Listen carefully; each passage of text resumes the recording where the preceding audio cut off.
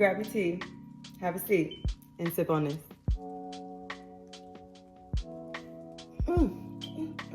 Yeah. Today's lesson 104, is about fasting, breaking fast, and recalibrating. Let's get into it, because that's the part y'all don't talk about. In today's lesson, we are going to talk about fasting and why it's so important to take a beat to just detox and declutter the mind and the body and the spirit. We're also going to discuss the moment where you break, the moment where you feel like all is lost. And lastly, we're going to talk about something that's so underrated, which is the recalibration period. What you are taking from that fast and also what you are reintroducing into your lifestyle. Your previous lifestyle, which may have had habits that you actually enjoy and that are actually beneficial to you, your mind, and your spirit.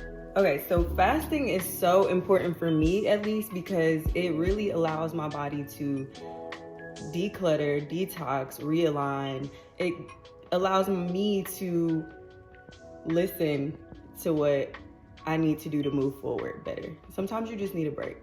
And I think that really fasting should be called slowing down. It should be called ease time, okay? It should just be a moment of rest.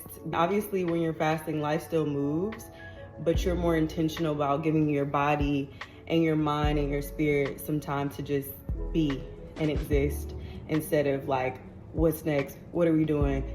What am I eating? It's just like less things to think about while thinking about everything, if that makes sense. It's like you're not focusing your attention on things that are either wasteful or things that are distracting. And it should really be called slowing down, not a fast, because I feel like you're literally not moving at your normal pace when you're fasting, because you can't. You don't have the energy to be like doing 1,000 things at once. Or hibernation, where it's like, I'm asleep, rest, then I can come back. These days, I find myself needing to stay committed to the fast beyond the fast itself. Like, I need the fast to move forward. You won't know what works until you try it. I implore everybody to try to fast, even if it's just for a day, one day out of the week. If it's for a week, if it's for a month, sure, try it and give yourself grace if it doesn't work the first time. But I implore everyone to at least try to fast, because and set an intention before you even start the fast. Like last year for me, it was about discipline. I needed to incorporate some commitment to my lifestyle, some discipline to my lifestyle, and say, hey, I'm gonna do the thing. This year was about clarity. I needed to hear God's voice clearly. I was hearing a lot of things people were suggesting for me, and no, I needed to hear God clearly. Like, what do you need me to do, Lord? Okay, heard you loud and clear. Set the intention. Set a goal for yourself. Like, I'm gonna do this fast. I'm gonna commit to these things for this amount of time. A day. Just juice. A day. No food. A day, no social media. Just give yourself a moment. For me, that's gonna be twice a year between seasons. Winter to spring and fall to winter. Those are my moments to recalibrate, to detox my body, my mind, my spirit, to relax, to hibernate, and to get my mind right so I'm not racing to the finish line, so that I can ease my way to exactly where I'm supposed to go. Because there's really no finish line. You're gonna keep doing and doing and doing. You're gonna create another finish line. So just give yourself a beat. Oftentimes we're moving so fast that we don't take a moment to pause for clarity and grounding to get to wherever the hell we were racing to in the first place. Because that moment to reset, detox, relax, align ourselves is vital to the progression. You can't move forward if you are so much in a rush that you can't even focus on what you're supposed to do next, right? And just a reminder, timeless things take time. Timeless things don't come quick and they don't come easy. It's the recalibration period that we don't often talk about in the fast. It's after the fast, after the 30 days is up, when Eid arrives, when Lent is over, when your Daniel fast is done, whatever fast you choose to do, the end of your 24-hour fast, it doesn't matter. Fasting can be whatever your terms are. My point is, when you are at the end of it and you're almost at that break, and now it's like your body at this point is already accustomed to it. Like I said, 21 days is all it takes to form a habit. Now you're back and you haven't eaten until sundown. You don't even find the urge. Your body is like, I'm good, I don't even need any water.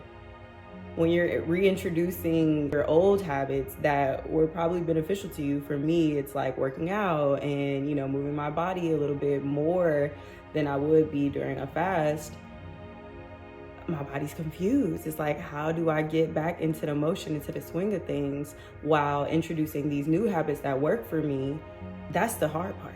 One fast I did last year encouraged us to make a to-do list the night before. And I still do that to this day because that's a habit that I formed that really helps me in my present life. But there are certain things like in observing Ramadan where you're waking up earlier to feed yourself and then you're, eating later in the evening. I wasn't really moving my body that much. So now trying to work out, but also feed myself the nutrients, my body's like, I don't really need that because you didn't need that for the last 21 to 30 days. Honestly, a fast will affirm you. A fast will also humble you. It brings me to the point of the moment where you actually break. Whether you're breaking fast or you're about to break the fast unintentionally, because you're having a moment of vulnerability. Shout out to accountability partners, because that moment that humbled me during this fast, it was literally my last day. I was ready to fold over some magic mushrooms at that. And on the last day of our fast, I was ready to fold. And they were like, we're not doing that on the last day. We're literally at the finish line. That makes no sense. And I'm like, you know what? I respect that because you're right. You're absolutely right. I don't have to, what am I doing? I'm going to feel worse if I don't commit to this thing on the very last day at that. Honestly, throughout the journey of fasting, you definitely need people to hold you accountable, loved ones who actually care about your progress as much as you care about their progress. I would have felt like such a dickhead if I broke my fast, the last day. It's all the more reason to practice patience in those moments.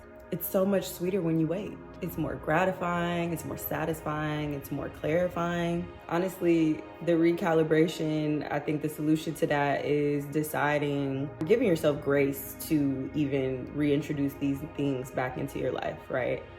That were older habits that worked, and deciding which habits don't work anymore with the new habits that you were introducing into your life. That's the first things first. The second thing is recalibration takes time, just like forming the habit of fasting takes time, correct? So that part is also extend yourself grace on that, and knowing that, it may not happen overnight. You may need to give yourself another 21 days to incorporate the things. Hey y'all, I could go on and on about fasting, but I will spare you. So comment when you learn something, and I'll see you next Thirsty Thursday, sippers.